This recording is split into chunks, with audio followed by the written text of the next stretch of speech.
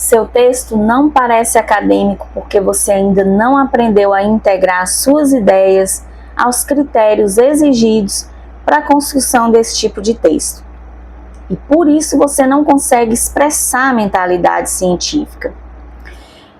Um erro muito comum é acreditar que para escrever um texto científico precisa dominar todas as técnicas, todas as regras formais da escrita acadêmica. E a consequência disso sempre é bloqueio. Aquele movimento de escreve, reescreve, apaga, e o texto nunca está bom, muitas vezes não consegue sair da página em branco. Mas para desbloquear a sua escrita acadêmica, é preciso você aceitar o rascunho, o processo de construção, porque não existe texto perfeito.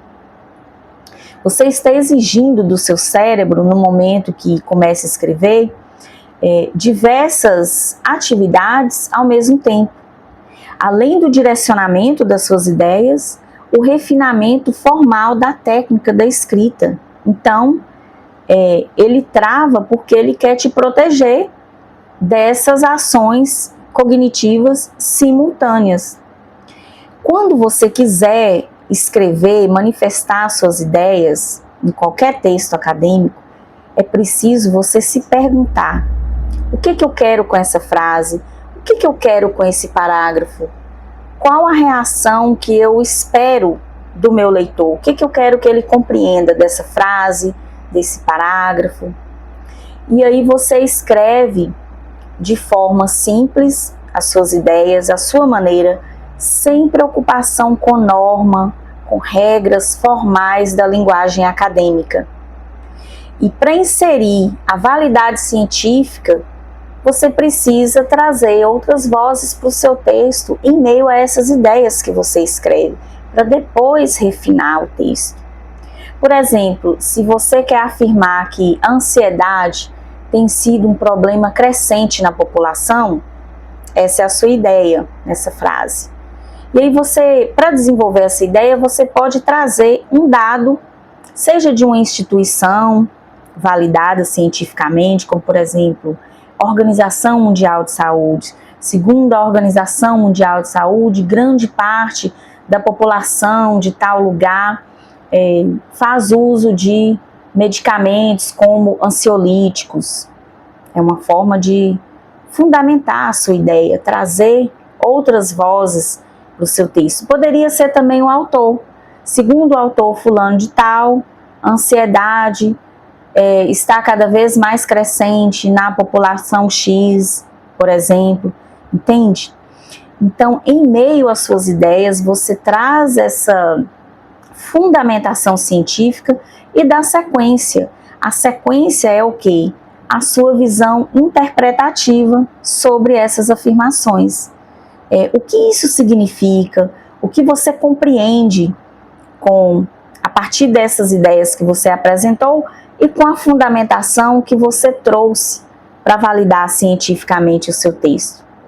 Assim você consegue escrever frases, parágrafos nesse movimento de apresentar suas ideias, fundamentar com alguma leitura que você fez, fundamentar, por exemplo, a partir de dados institucionais, a partir de autores, e na sequência apresentar a sua visão interpretativa.